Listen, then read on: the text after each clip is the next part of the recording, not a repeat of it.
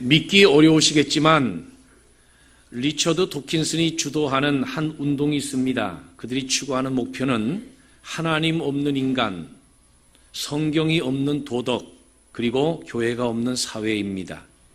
지금 우리는 도전에 부딪힌 복음과 교회 시대에 살아가고 있습니다. 성경의 예언대로 기독교에 대한 적대감을 가진 사람들이 많아지고 있는 마지막 때를 살아가고 있습니다. 그저 기독교와 다른 사상이 아니라 기독교에 대한 적대감을 가진 영, 사상, 집단들 속에서 살아가고 있다는 것입니다. 자, 그래서 제가 여쭤보겠습니다. 복음을 싫어하는 사람들이 늘어나고 복음을 미워하는 사람이 늘어나고 그 복음을 전하는 것을 싫어하는 사람들이 더 늘어나게 되면 어떻게 될까요? 교회가 점점 늘어나고 자라는 것을 싫어하는 사람들이 더욱 늘어난다면 어떻게 될까요? 기독교가 힘이 생기고 강해지는 것을 싫어하는 자들이 점점 더 많아지게 된다면 어떻게 되겠는가라는 것입니다. 오늘 본문은 그것에 대한 분명한 해답을 주는 말씀이고 교회 역사에 대한 기록입니다. 사도행전은 구원의 복음이 어떻게 전파되었는가, 어떻게 구원의 복음이 세계를 향하여 전파되게 되었는가라고 하는 것을 역사적인 서술 방식을 통해서 보여주고 있는 성경이라고 했습니다. 특히 사도행전 2장에서 6장까지는 교회의 급속한 성장의 모습을 우리에게 보여주고 있는데, 다만 그 성장이라고 하는 것이 평화로움 속에서가 아니라 환난을 헤쳐가면서 힘있게 자라가는 교회 성장의 모습을 보여주고 있다라고 하는 점입니다. 사도들이 공권력에 의해서 체포되어 위협받는 상황 속에서도 힘있게 자라가는 교회의 모습을 오늘 우리에게 보여주고 있다는 것이지요.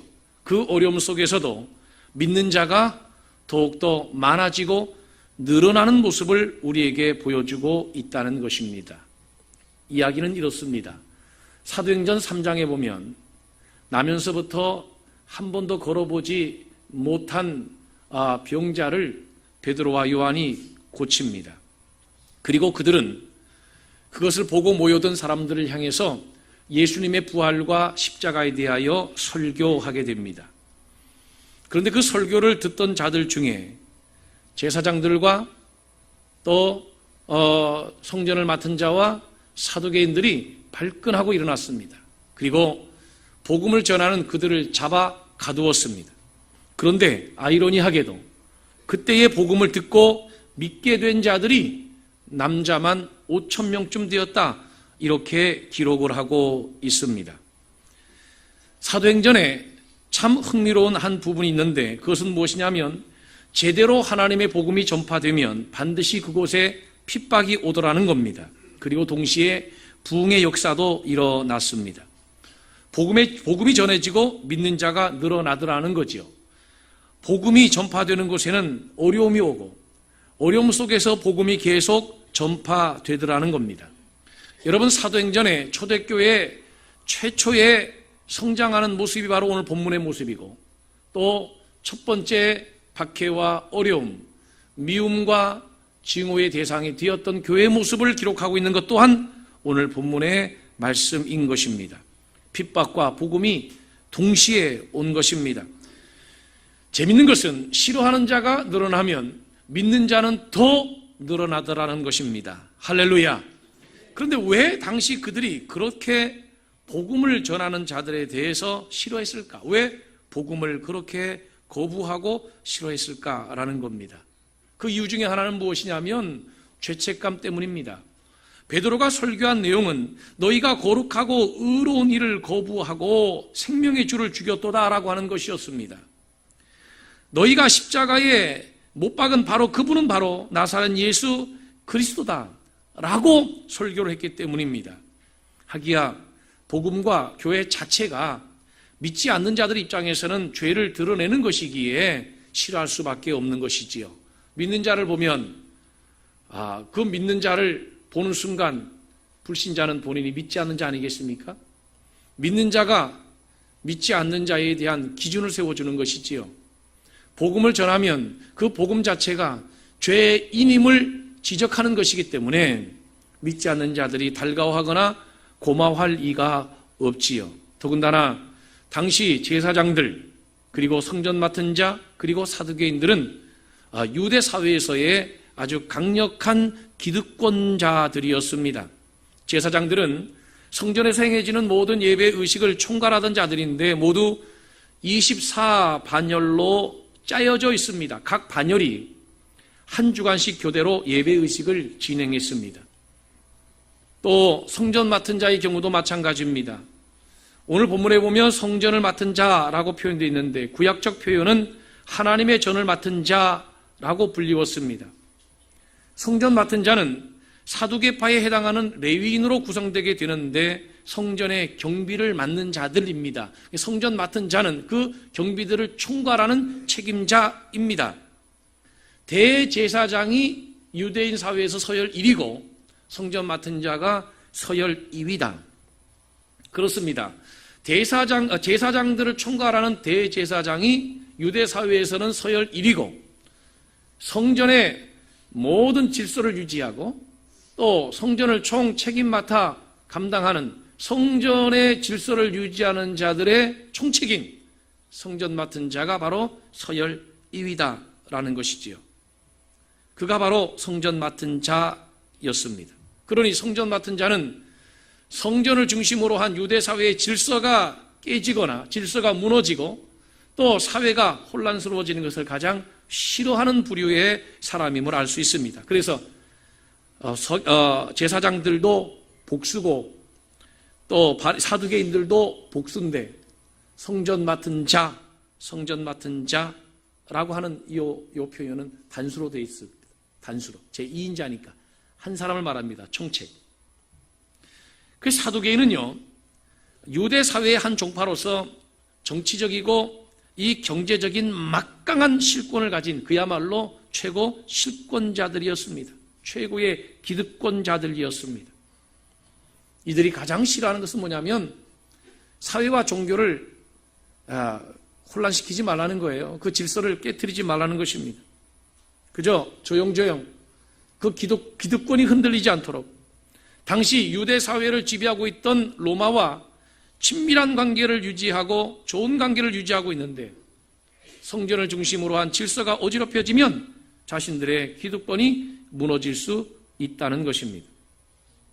더군다나 그들의 입장에서 볼 때 자신들이 유대 사회를 움직여야 되는데 아니 별로 배우지도 못한 베드로 같은 사람이 나타나서 수천 명을 모아놓고 하나님의 복음을 전하고 그리고 5천 명이나 그 자리에서 남자만 5천 명가량 되었다고 했으니까 얼마나 많습니까? 그들이 예수 믿고 하나님 앞에 돌아오게 하는 그 영향력을 보면서 그들은 시기가 났고 질투가 났던 것이지요. 심지어 당시 제자들이 전한 복음의 내용을 보면 부활의 내용이 포함되어 있습니다. 여러분, 사두개인들은요 몸의 부활을 인정하지 않는 부류였어요. 영혼의 불멸성, 천사의 존재, 메시아의 존재나 무슨 메시아의 출현, 이것은 아예 부정했던 세력들입니다. 그런데 자신들이 십자가에 내어주고 죽였던 그 예수가 살아났다는 거예요. 그 예수로 말미암아 우리도 믿는 자들도 살아나게 된다라고 하는 복음을 전할 때 그들은 도저히 허용하고 받아들일 수가 없었던 것이지요. 그러면 그들은 왜 그렇게 부활에 대해서, 영적인 세계에 대해서, 내세에 대해서 그렇게까지 각을 세우고 싫어했는가? 싫어할 수밖에 없지요.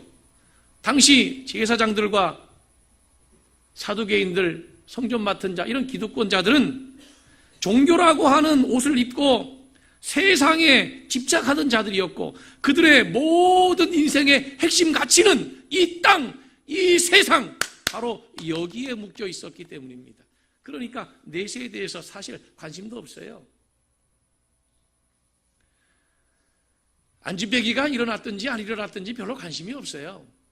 다만 본인들의 기득권이 흔들리는 것, 오직 이것에 관심이 있었던 거예요. 하나님의 나라가 성장하든 부흥하든 관심 없어요. 자신들의 기득권입니다. 그것이 오직 자신들이 판단하는 판단 기준이었다는 것이지요. 여러분, 부활이 없다면 사실 기독교도 다른 종교처럼 하나의 종교에 불과한 것입니다. 부활이라고 하는 교리와 신앙은 기독교 신앙의 근간을 이루고 기초와 뿌리가 되는 아주 중요한 개념이지요. 우리가 많이 착각하는 것이 무엇이냐면 교회에 열심히 다니고 봉사를 하다 보면 언젠가는 참된 신앙인이 될 것이다 라고 하는 생각, 이거 정말 착각입니다. 이것에 대해서 한 책을 쓴 사람이 있는데 불편한 진실, 내 안의 바리새인이라고 하는 책을 쓴 톰 하베스토리, 이렇게 단호하게 얘기했어요. 종교로는 사람이 구원받을 수 없다. 종교로는 사람이 구원받을 수 없다. 오늘 본문에 보면 제사장, 또 사두개인, 성전 맡은 자 모두 다 종교라고 하는 그늘 속에 살고 있는 사람들입니다. 그런데 놀랍게도 그들이 그리스도를 부인했습니다. 그리스도를 영접하고 받아들이지 않았습니다. 예수를 십자가에 내어주고 못 박았던 대부분의 유대인들이 무릎을 꿇을 때 자신들은 예수 앞에 무릎 꿇지 않았습니다. 자신들의 기득권이 사라지는 것에 대해서 불안해했고 그들의 영향력을 두려워한 나머지 그들을 오히려 잡고 가두어 버렸다고 하는 것이지요. 사랑하는 성도 여러분, 오늘 우리가 아무리 종교라고 하는 분위기와 배경 속에 산다 할지라도 실제로 예수 그리스도의 부활을 믿지 못하고 또 우리의 삶의 모든 지향점, 우리의 삶의 가장 핵심적 가치가 구원과 영생, 내세의 소망에 두지 아니하고 바로 이 땅 오늘 여기에만 집중되어 있다고 하면 우리 또한 회심하기 힘듭니다. 예수 믿고 구원받기 힘듭니다. 믿어지면 아멘 합시다. 믿어지면 아멘 합시다. 목사나 성도들이나 할 거 없이 다 이 땅에서 지금 여기에서 잘 먹고 잘 살기 위해서 여기에 필요만을 핵심 가치로 생각하여 추구하는 성직을 행하거나 신앙생활한다고 하면 우리도 당시 제사장들이나 바리새인들과 조금도 다를 것이 없지 않냐라고 하는 것입니다. 여러분, 우리가 예수 믿는 것은 당장 지금 여기 현재 이곳에서 나에게 어떤 유익이 있기 때문이 아니라 예수 자체가 진리이기 때문에 우리가 믿는 거예요. 예수가 구원의 길이기 때문에 예수 믿는 것입니다. 여러분, 사도행전 4장에 보면 다른 이로서는 구원받을 수 없나니 천하 다른 인간에게 구원받을 만한 이름을 주신 일이 없다는 거예요. 오직 예수 외에는 구원의 길이 없다라고 밝히고 있습니다. 그래서 우리가 예수를 믿는 것이에요. 할렐루야. 그런데 그 예수의 부활을 빼놓는다면 기독교도 하나의 종교 중에 하나일 수밖에 없는 것이지요. 여러분, 신앙생활 바로 하여야만 합니다.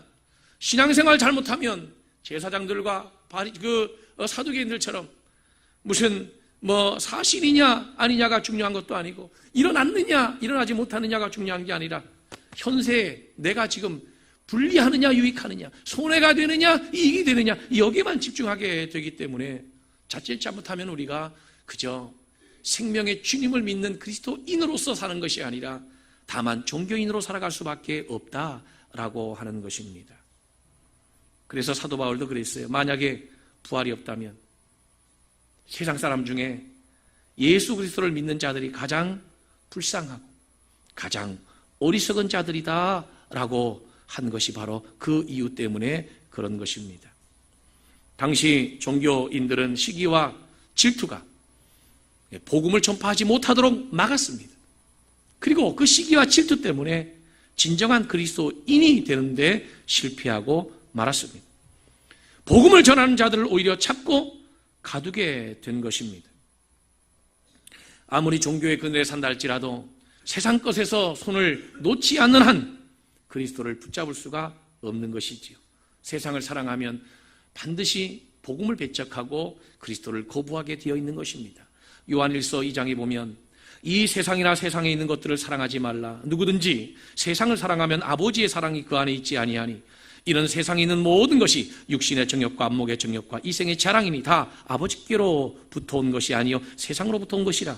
이 세상도 그 정욕도 지나가되 오직 하나님의 뜻을 행하는 자는 영원히 거하리라. 이렇게 말씀하셨습니다. 왜 그들이 그렇게 부활을 싫어했는가? 기득권 때문에 그래요. 기득권 때문에 이 세상의 욕심 때문에 부활을 싫어했던 거예요. 그들은 내세를 이야기하는 자체를 싫어해요. 이 땅에 있는 것만 얘기하자는 겁니다. 오늘 여기에 있는 것을 가지고 이야기하자는 것입니다. 그러니 하나님 보좌 우편에 앉으신 부활하신 주님을 그들이 보는 것이 거의 불가능에 가까웠지 않았겠습니까? 왜 그랬는가? 그들 속에요, 그들 배후에 아주 중요한 세력이 있기 때문에 그래요. 그 세력이 진리의 눈을 막아버린 거예요. 그 세력이 누구냐면 바로 사탄이에요. 사탄 말입니다. 여러분, 그들이 예수 부활을 그렇게 싫어했던 것은 그들의 마음 깊숙한 곳에 복음의 진리를 싫어하는 불신앙이 자리 잡고 있었고요. 그 불신앙 속으로 들어가 보면 거기에 누가 도사리고 있냐면 그들의 아비 마귀가 도사리고 있어요. 사탄이 도사리고 있다 이겁니다. 그들의 배후에는 그들의 아비인 사탄이 있었어요. 이것을 예수님께서 요한복음 8장에서 이미 지적한 바가 있어요. 너희는 너희 아비 마귀에게서 났으니 내가 진리를 말함으로 너희가 믿지 아니하는도다 그랬습니다. 그들 속에 마귀가 있어요. 사랑하는 성도 여러분, 복음이 전파되는 곳에는 반드시 방해가 있습니다. 복음이 전파되는 곳에 복음을 싫어하는 세력도 있습니다. 그러나 너무 낙심하지 마세요. 그래도 복음은 전파됩니다. 아무리 싫어하는 세력들이 있다 할지라도 그리스도의 부활의 복음은 계속 전파되어야만 합니다. 여러분, 사탄이 부활의 복음을 왜 그렇게 싫어하는가? 사탄이 싫어하는 이유가 있을 거 아니에요. 사탄은 사망 권세를 잡은 자인데 부활했다라고 하는 그 사실은 사탄의 입장에서 볼 때는 사탄의 사형 선고를 판결한 것과도 같아요. 사탄이 이 사형을 받았다라고 하는 그 어떤 증명서와도 같은 것이 바로 부활 아닙니까? 그래서 사탄이 부활의 복음을 그렇게 싫어하는 거예요. 여러분, 복음이 전파되는 곳에 언제나 박해가 따른다고 하는 것은 이미 예수님께서 예언하신 바가 있어요. 요한복음 16장에 보면 내가 이것을 너희에게 이루면 너희로 실족하지 않게 하려 함이니 사람들이 너희를 출교할 뿐 아니라 때가 이르면 무릇 너희를 죽이는 자가 생각하기를 이것이 하나님을 섬기는 일이라 하리라. 그들이 이런 일을 할 것은 아버지와 나를 알지 못함이라 그랬습니다. 지금 제사장들, 성전 맡은 자, 그리고 사두개인들은 복음을 전하지 못하도록 방해하는 것이 자신들이 하나님의 일을 하는 것이라고 생각했고, 그들을 출교하는 것이, 유대교에서 그들을 출교하는 것이 하나님의 일을 하는 것이라고 생각하고 있는 것입니다. 그러나 오늘 우리는 결국 핍박 속에서 계속 성장해 나가는 초대교회의 모습, 핍박 속에서 계속 늘어나는 초대교회 교인들의 모습을 보고 있으며 핍박 속에서도 전파되는 복음의 성장을 보고 있는 것입니다. 보세요. 이 기독교의 박해가 스데반의 순교 사건으로 더욱 날카롭고 과격해지지 않습니까? 그런데 그 스데반의 순교로 드디어 초대교회는요, 사마리아의 담을 넘고 온 유대에서, 예루살렘에서 온 유대로, 온 유대에서 사마리아로, 사마리아에서 땅끝을 향해서 복음이 전파됩니다. 여러분, 일시적으로는 기독교를 지지하지 아니하고 박해하고 싫어하고 미워하고 기독교에 대해서 분개하고 기독교가 어느 일정 기간은 위축될 수 있어요. 당시 초대교회도 로마의 공권력 앞에 위축되는 듯 하였습니다. 그래서 그들이 카타콤 속에 다 숨어서 신앙생활을 한 것입니다. 그러나 그 카타콤 속에서 그들은 정화되었습니다. 오히려 하나 되었습니다. 그들이 그 속에서 영성이 준비됐습니다. 하나님께서 313년에, 주 313년에 콘스탄틴 대제의 기독교 공인을 통해서 아예 로마의 국교로 만들어버리지 않습니까? 여러분, 하나님의 복음은 절대 가둬놓을 수 없어요. 일시적으로 사도들의 입은 막을 수 있어도 전파된 복음은 결코 막을 수가 없어요. 그 복음은 제대로 증거될 때에 심령이 변화되고 삶이 변화되는 놀라운 역사가 있게 된다고 하는 사실을 믿으시기를 바랍니다. 그러므로 여러분 너무 낙심하지 마세요. 내가 내 집안에서 예수 믿는데 집안의 모든 가족들이 나를 지지하지 않아요. 남편이 나를 지지하지 않아요. 시부모가 나를 지지하지 않아요. 낙심하지 마세요. 원래 복음이라고 하는 것은 방해 속에서 뚫고 나오는 것이에요. 원래 구원이라고 하는 것은 안티 속에서 자라는 것이에요. 반대하는 자들 속에서 적대자들 속에서 자라는 것이에요. 적대감을 가진 자들 속에서 복음은 전파되는 것이에요. 그러므로 낙심하지 마세요. 어떻게 초대교회에 그렇게 모진 고난과 박해, 모든 공권력을 동원하여 그리스도인들을 괴롭히고 박해하고 복음의 길들을 방해했는데 그 복음이 전파되게 되었는가? 그것은 그 복음 속에는 생명력이 있었기 때문입니다. 여러분, 예수 안에 생명이 있지요? 교회가 뭡니까? 예수의 생명을 나누어 받은 가진 자들의 모임이에요. 예수를 머리로 하는 예수님의 지체입니다. 예수가 생명이 있었듯이 예수의 공동체 교회도 생명의 분명한 풍성함이 존재할 수만 있다면 그 교회는 자라게 되는 것이고 어떤 박해와 어려움도 이겨내게 되는 것이에요. 여러분, 교회가 신앙이 박해나 방해 때문에 안 자라는 게 아닙니다. 부패 때문에 안 자라는 거지. 교회라고 하는 것이 외부로부터 도전해오는 어떤 적대감 때문에 교회가 자라지 못하는 게 아니에요. 아무리 겉으로 볼 때 평화롭고 안정이 있고 아무리 풍요로운 신앙생활을 한다 할지라도 내적으로부터 부패하게 되면 그 교회는 스스로가 소멸되게 되는 것입니다. 박해 때문에 신앙이 방해받을 것 같아도 그렇지 않아요. 여러분, 초대교회를 보세요. 기독교를 박해하니까 그들이 오히려 정화되었습니다. 기독교를 박해하니까 그들이 오히려 단합했습니다.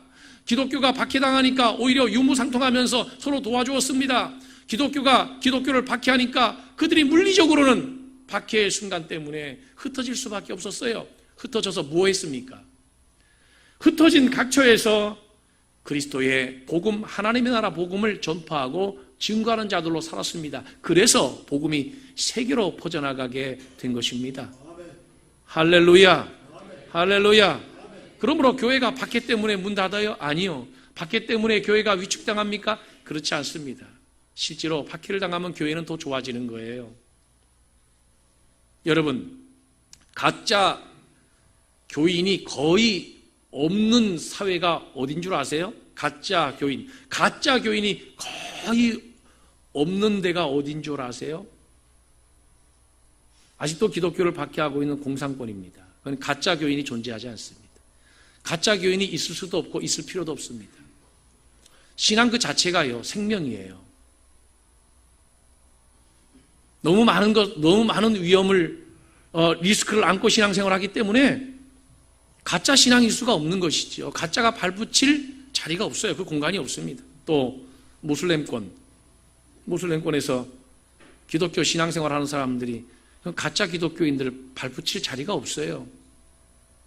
그런데 그렇게 정화되고 성결해진 그 진짜 영성을 가지고 하나님은 세계 복음화를 계속 이루어 나가는 것입니다.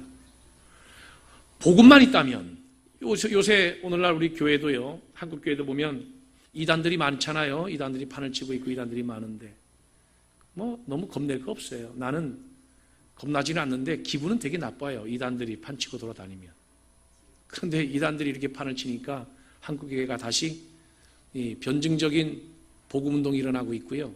조직신학을 다시 재수립하고 있고요. 굉장히 그 성경의 뿌리와 기반을 깊숙이 받고 다시 교회가 깨어나고 경성하고 있다고 하는 사실 여러분 알고 계십니까? 절대 교회는 망하지 않습니다. 교회를 미워하는 자들이 늘어나면 과연 어떻게 될까? 믿는 자들은 더 늘어납니다. 결국 이 세상은 믿는 자들로 가득해서 복음이 땅끝까지 전파되어야 하리니 그때야 예수께서 이 땅에 오실 것이라는 거예요. 할렐루야! 이게 바로 재림의 신앙 아닙니까? 그러므로 복음은 계속 땅끝을 향하여 전파되는 것이에요. 계속 가는 것이에요.